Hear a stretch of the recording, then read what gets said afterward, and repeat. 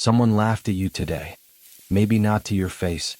Maybe it was a look, a tone, a comment that landed just wrong enough to let you know they don't take you seriously.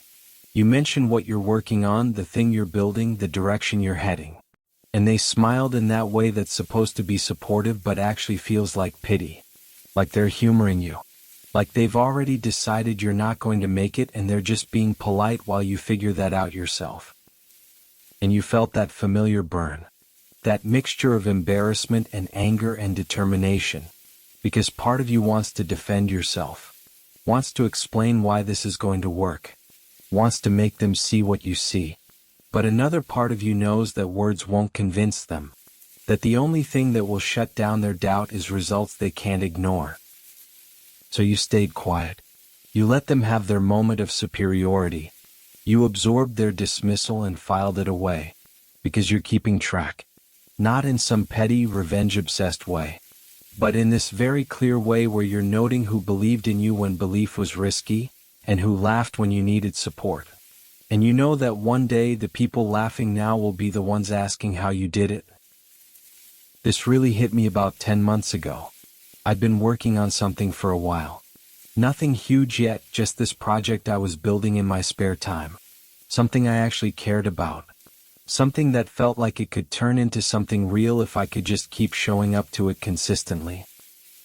And I made the mistake of talking about it at a family gathering. Not in some grand announcement way. Just in that casual conversation where someone asks what you've been up to and you give them an honest answer instead of the safe, vague response that keeps you protected. I told my uncle about it. Told him what I was building, what I was hoping it could become. And I watched his face as I talked. Watched him trying to look interested while clearly thinking I was wasting my time. And when I finished, there was this pause. And then he said something that stuck with me ever since. He said that sounded like a nice hobby. That it was good to have something creative to do outside of work. And then he asked about my real career. About my actual job. Like the thing I just spent 10 minutes explaining was so obviously not serious that we could just move right past it to the things that actually mattered. And I felt something in my chest get tight. Because it wasn't just dismissal. It was this fundamental misunderstanding of what I was doing. This assumption that because it wasn't making money yet, because it wasn't my full-time job yet, it wasn't real. That it was just something I was dabbling in. Something to keep me busy. Not something that could actually become the main thing. I tried to explain that this was the career I was building. That the job was just the thing funding this while I built it. That I wasn't treating it like a hobby. But I could see in his face that he wasn't convinced. That he'd already categorized me as someone who had dreams but not the follow-through to make them real. And the worst part was that other people were listening. Other family members who'd started paying attention when they heard me getting defensive. And I could feel their eyes on me. Could sense them making their own judgments about whether I was being realistic or delusional. Whether I was someone to take seriously or someone to be concerned about. I stopped talking. Changed the subject. Smiled and nodded through the rest of the evening while internally I was seething. Not just at my uncle but at myself. For being naive enough to share something I cared about. For expecting support when I should have known better. For giving them the opportunity to dismiss me. I drove home that night feeling this complicated mix of emotions. Anger at their dismissal. Embarrassment at having exposed something vulnerable. But also this hardening determination. This sense that I was going to prove them all wrong. That I was going to keep building this thing until it was undeniable. Until they couldn't dismiss it as a hobby. Until they had to acknowledge that I wasn't just dreaming, I was doing. But the next morning, I woke up and the determination felt less clear. Because I had to go to my regular job. Had to spend 8 hours doing work that wasn't the thing I actually cared about. And I knew that when I got home, I'd be tired. That I'd have to push myself to work on my project instead of just collapsing on the couch. That this was going to be the pattern for months or maybe years. Working on something that nobody took seriously, in the margins of a life that everyone thought was my real life. And I started noticing how often this happened. How often people's reactions to what I was building ranged from polite interest to thinly veiled skepticism. How often I got that look. The one that says they've heard this before. That everyone has something they're working on. That most people don't make it. That I'm probably going to be another person who tried and failed and eventually gave up. A friend asked me about it a few weeks later, and when I explained, they said something about making sure I had realistic expectations. About how competitive it is. About how most people don't succeed at this kind of thing. And they framed it as concern. As trying to protect me from disappointment. But what I heard was doubt. What I heard was them not believing I could actually do it. I started keeping my project more private after that. Stopped mentioning it in casual conversation. Stopped trying to share my excitement or my progress. Because every time I did, I got some version of the same response. People being careful with me. People managing my expectations. People treating my ambitions like they were fragile things that needed to be gently discouraged before I got too invested. And the isolation of that was profound. Because I needed to talk about it. Needed to process what I was learning and building. Needed to share the small victories and work through the frustrations. But I couldn't do that without encountering doubt. So I just stopped sharing. Started carrying it alone. And that made everything harder. Because when you're working on something that nobody believes in except you, every setback feels more significant. Every moment of doubt becomes harder to push through. Every time it doesn't go as planned, you wonder if everyone else was right. If you're deluding yourself. If you should just accept that this is a hobby and stop pretending it's going to be more than that. I'd have these moments late at night, working on my project after a long day at my regular job, where I'd think about my uncle's face. About that dismissive comment about hobbies. About how everyone was waiting for me to quietly give up so they could stop having to pretend to take me seriously. And sometimes that thought made me angry enough to keep going. Made me determined to prove them wrong. But other times it just made me tired. Made me wonder why I was doing this. Why I was spending my limited free time and energy on something that might never work out. Why I couldn't just be satisfied with the normal life everyone expected me to have. Maybe you're in this place right now. Maybe you're working on something that the people around you don't take seriously.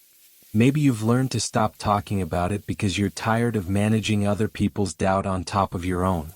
Maybe you're carrying this alone, wondering if their skepticism is actually wisdom you should be listening to. Here's what nobody tells you about building something before it's successful. They don't tell you that the doubt from others is going to hurt more than your own doubt. That your own questioning is manageable because you can work through it, logic it away, push past it. But doubt from people you care about? That gets in deeper. That starts to feel like truth instead of just fear. Because when you doubt yourself, you can dismiss it as imposter syndrome or fear of failure or normal anxiety. But when other people doubt you, it feels like external validation of your worst fears. Like maybe you are delusional. Maybe you are wasting your time. Maybe everyone else can see something obvious that you're too close to see. And they don't mean to be cruel. Most of them think they're being helpful. They think they're protecting you from disappointment. Managing your expectations. Being realistic so you don't have to learn the hard way. They think doubt is kindness. That skepticism is wisdom. That discouragement framed as concern is support. But what they don't understand is that you already know the odds. You already know most people don't make it. You already know this is hard and uncertain and might not work out. You don't need them to tell you that. What you need is for them to believe it's possible anyway. To support you trying even if trying might lead to failure. To give you the space to build something without having to constantly defend its right to exist. But that's not what you get. You get people treating your ambitions like they're embarrassing. Like you're the naive one for believing you could do something difficult. Like you're the problem for having goals that aren't guaranteed to work out. And so you learn to hide it. Learn to keep your real work private. Learn to perform being satisfied with the life everyone expects you to have while secretly building towards something different. And that hiding takes energy. energy you need for the actual work. You're not just building your project. You're managing other people's perceptions, protecting your dream from their doubt, maintaining two versions of yourself, the one who's playing it safe and the one who's actually trying to do something meaningful. The really painful part is that you can't even blame them entirely, because they're not wrong that most people don't make it. They're not wrong that the odds are against you. They're not wrong that having backup plans and realistic expectations is generally good advice. They're just wrong about you specifically. Wrong about your commitment. Wrong about your capability. Wrong about what you're willing to endure to make this work. But you can't convince them of that with words. You can't argue someone into believing in you. You can't logic them out of their skepticism. The only thing that will change their mind is results. Success they can't dismiss or minimize. Achievement they have to acknowledge even if they don't want to. And that's a lonely place to be, because you're working towards something that might take years. You're building in obscurity. You're showing up every day to something that nobody sees as significant except you. And you're doing it while carrying their doubt, while knowing that every person who dismissed you is waiting to be proven right.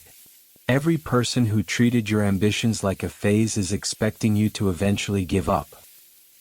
That weight is heavy. Heavier than the actual work sometimes. Because the work is hard, but at least it's yours. At least you chose it. But the doubt? The dismissal? The constant message that you should be more realistic?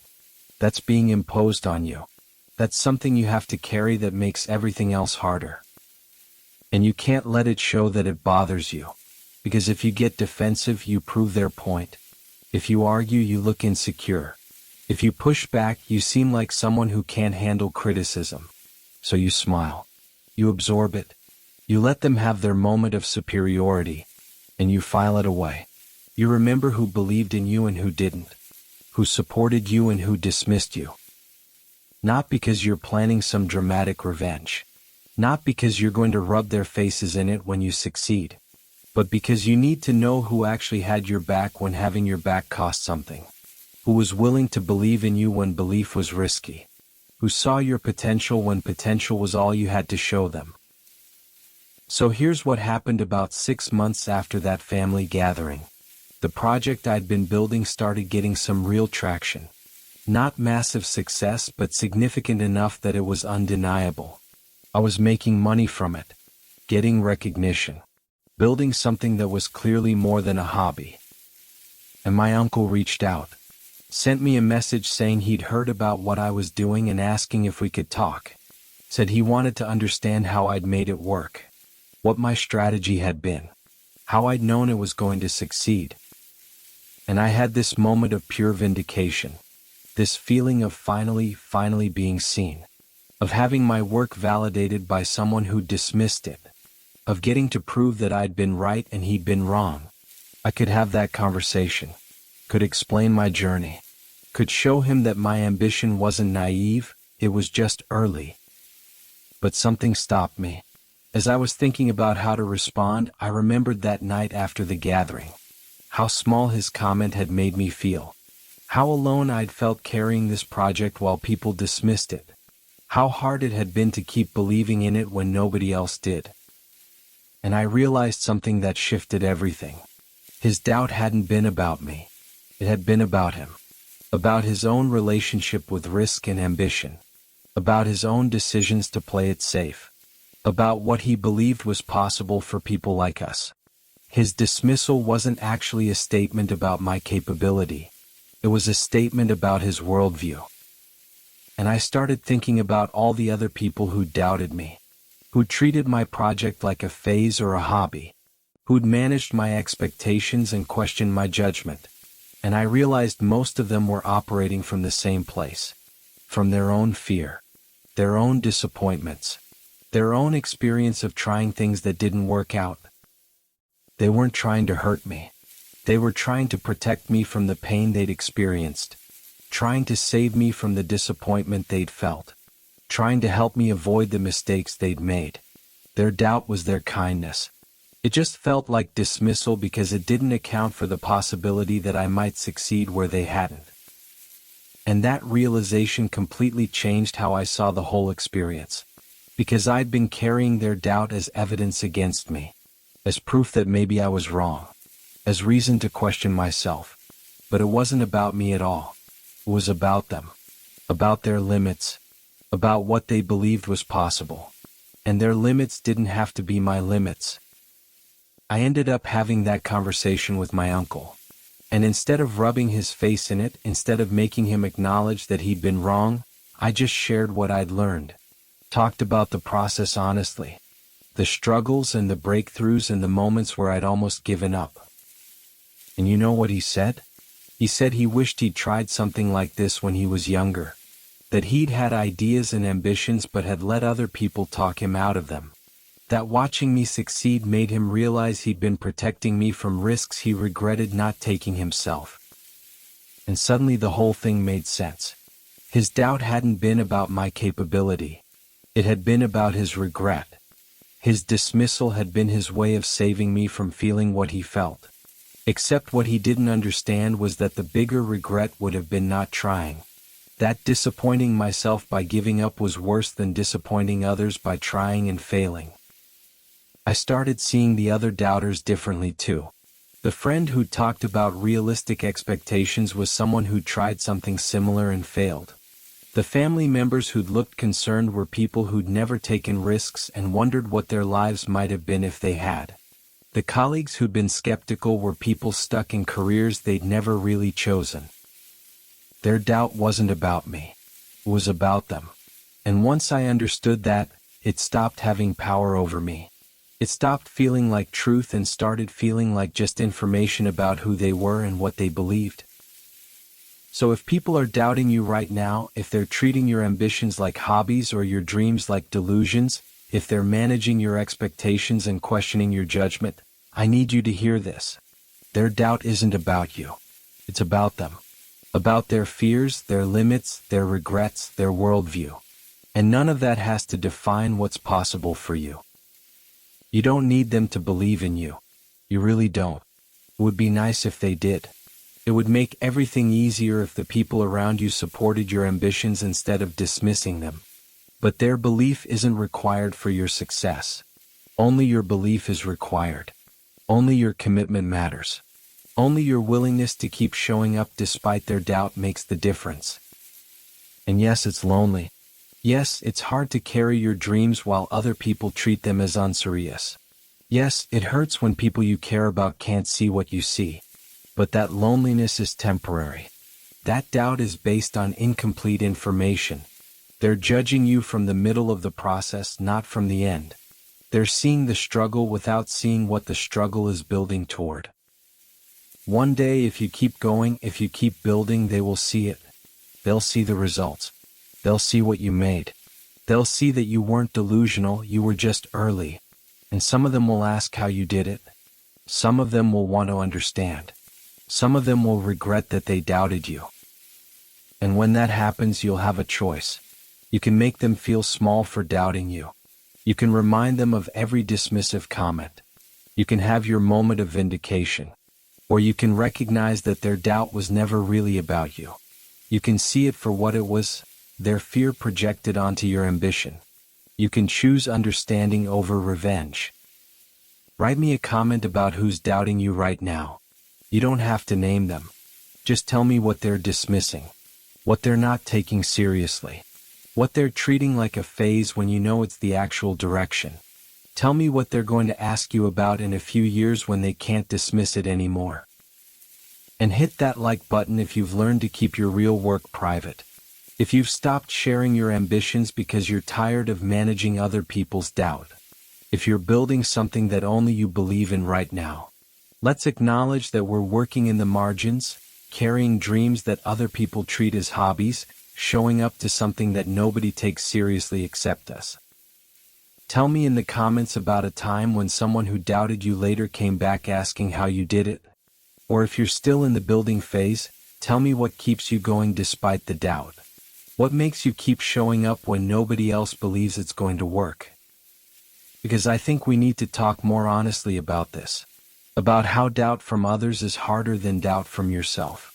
about how isolation is part of building something before it's successful, about how you can't convince people to believe in you, you can only prove them wrong with results, about how their skepticism says more about them than it does about you.